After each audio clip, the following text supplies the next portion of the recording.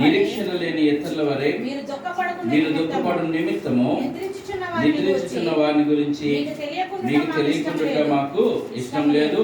యేసు మృతి పొంది తిరిగి లేచినని మనము నమ్మిన ఎడల అదే ప్రకారం యేసునందు నిద్రించిన వారిని దేవుడు ఆయనతో కూడా వెంట పెట్టుకొని వచ్చెను. చిన్న ప్రార్థన. పరిశుద్ధుడా, ప్రేమ కలిగిన తండ్రి, కృపగల యేసయ్యా, నీకు వందనాలు, స్తుతులు, స్తోత్రాలు చెల్లిస్తా ఉన్నాను. నీ కృపలో మీరు మాకు ఇచ్చిన ఈ సమయాన్ని బట్టి, ఇక్కడ జరుగుతున్న కూటాన్ని బట్టి నైనా మరి బిడ్డల పక్షాన మీరు చేసిన కార్యాలను బట్టి మీకే వేలాది వందనాలు, స్తుతులు, స్తోత్రాలు చెల్లిస్తున్నాం. ఈ కుటుంబాన్ని మీరే దీవించి ఆశీర్వదించి మీ నామానికి మహిమ తెచ్చుకోమని ఇకనైనా మరి జరుగుతున్న ఈ కాసేపు మీ మాటలు మీరు మాతో ఇక్కడ మనం చెప్తున్న 14వ వచనంలో మనం చూసిన ఎడల అదే ప్రకారం యేసునందు నిద్రించిన వారిని దేవుడు ఆయనతో కూడా వెంట పెట్టుకొని వచ్చెను. ఎందుకు మనం ఈ మాటలు జ్ఞాపకం చేసుకుంటున్నామంటే, మనము ఇక్కడ మనం ఎవరిని నమ్మి మృతి పొందుతున్నామంటే, నిద్రిస్తున్నామంటే యేసుక్రీస్తు వారిని బట్టి. ఎవరిని బట్టండి? యేసుక్రీస్తు. అక్కడ అన్నాడు, యేసు మృతి పొంది తిరిగి లేచినని మనము నమ్మిన ఎడల, మనం నమ్మితే ఎవరు? యేసుప్రభు ఏం చేశారంట? మృతి పొంది తిరిగి లేచారు. ఎంతవరకు నమ్ముతారంటే, మిగతా వాటిల్లో చనిపోయాడు అంతవరకు ఓకే, అంతవరకు నమ్ముతారు.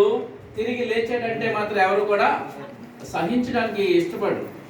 వాళ్ళకి ఇష్టమన్నా లేకపోయినా మన బైబిల్ గ్రంథం ఏం చెప్తుందంటే, యేసు ప్రభు వారు తిరిగి లేచారు, మృతి పొంది తిరిగి లేచారు. మనం ఎంతమంది నమ్ముతున్నాం?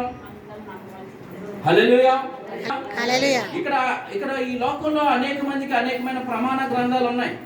మనకు ఉండేది ఒకే ఒక ప్రమాణ గ్రంథం, ఇది ఒకటే, బైబిల్ ఒకటే. ఈ బైబిల్లో నేను అంటాను, చేప కడుపులో ఎవరున్నారండి? నేను అంటాను, యోనా కడుపులోని చేప ఉందని రాస్తే నేను నమ్ముతాను. యోనా కడుపులో చేప ఉందని బైబిల్లో రాస్తే నేను నమ్ముతాను, అంతే. మీరు నమ్మరా? పరిశుద్ధ గ్రంథమే మనకు ప్రమాణం. మనందరికీ ఏంటి కొలమానం? ఏంటి? క్రైస్తవులైన మనకి కొలమానం ఇది. దీంట్లో మనం చూసుకొని అదే ప్రకారము క్రీస్తునందు నిద్రించిన వారిని దేవుడు ఆయనతో కూడా వెంట పెట్టుకొని వచ్చెను. దేవుడు ఆయనతో పాటు ఏం చేశాడంటండి? ఎవరిని వెంట పెట్టుకొని వచ్చాడంట? నిద్రించిన వారిని ఆయనతో కూడా వెంట పెట్టుకొని వచ్చెను అనేసి చెప్తా ఉన్నాడు. ఈ మాటలను బట్టి మనల్ని అంటున్నాడు, ఒకరినొకరు మీరు ఆదరించుకోండి. ఒకరిని ఏం చేయమంటున్నాడండి?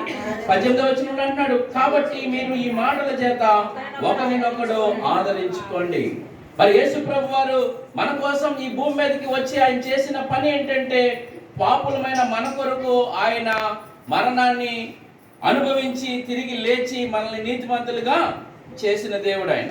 మనం మొదటి నిబంధన కాలంలో జరిగిన అపరాధముల నుండి విమోచనము కలుగుటకై ఆయన మరణము పొందినందున. ఒక నిమిషం ఆగుతాం. ఇక్కడ మనం ఆయన అంటున్నాడు, మొదటి నిబంధన కాలంలో జరిగిన అపరాధముల నుండి విమోచనము కలుగుటకై ఆయన మరణము పొందినందున. మనం ఏం చెప్తున్నాడంటే, పిలువబడిన వారు నిత్యమైన స్వాస్థ్యమును గురించిన వాగ్దానము పొందు నిమిత్తము ఆయన కొత్త నిబంధనకు మధ్యవర్తి అయి ఉన్నాడు. ఇప్పుడు ఆయన కొత్త నిబంధనకు ఆయన ఏమై ఉన్నాడంటే మధ్యవర్తి అయి ఉన్నాడు. ఇప్పుడు మనం దేవుని వాక్యాన్ని మనం గమనిస్తూ ఉంటుంటే మనకి మొట్టమొదటిగా వచ్చేది ఏంటంటే, మనల్ని ఎవరైతే సజీవులుగా ఉంచారన్నది ఆలోచన చేస్తే ప్రభు అయిన యేసుక్రీస్తు వారు. ఎవరండి? ప్రభు అయిన యేసుక్రీస్తు వారు మాత్రమే మనల్ని ఈ మరణము నుంచి మనం లేవనెత్తిన దేవుడు.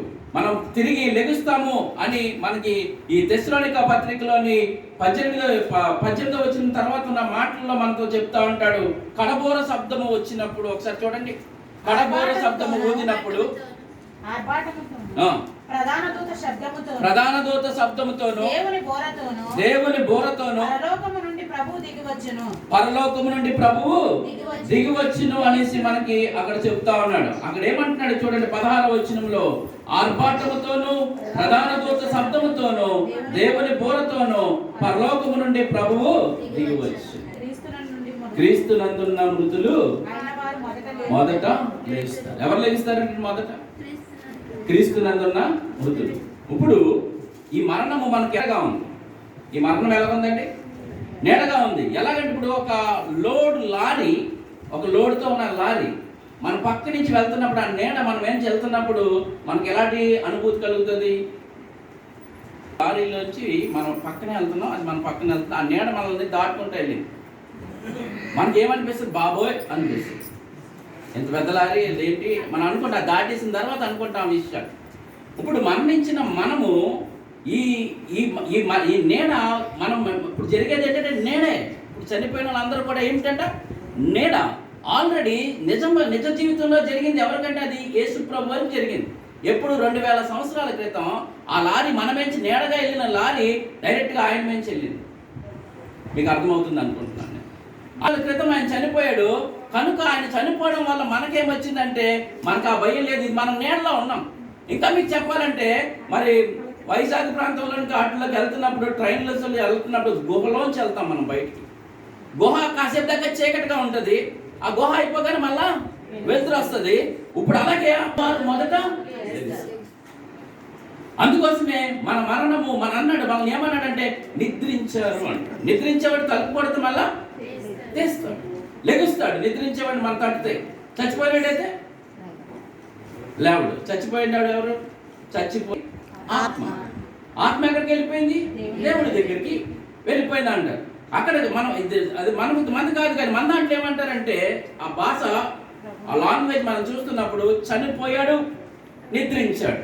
ఈ రెండాటికి వ్యత్యాసం ఏంటంటే నిద్రించేవాడు ఎప్పటికైనా ఒకరోజు లేగుస్తాడు, చనిపోయినాడు ఇంక లేగడు. చనిపోయినాడు లేగడు. ఇంకా మనకి అర్థమవుతుంది ఏంటంటే ఇక్కడ వచ్చినప్పుడు అంట అక్కడ అంటున్నాడు, పరలోకం నుండి ప్రభు దిగి వచ్చును, క్రీస్తునందుండి మృతులైన వారు మొదట లెగుస్తారు. మొదట ఎవరు లెగుస్తారంటే ఆ తల్లి గారే లెగుస్తారు. పుష్పవతి గారు మొదట లెగుస్తారు.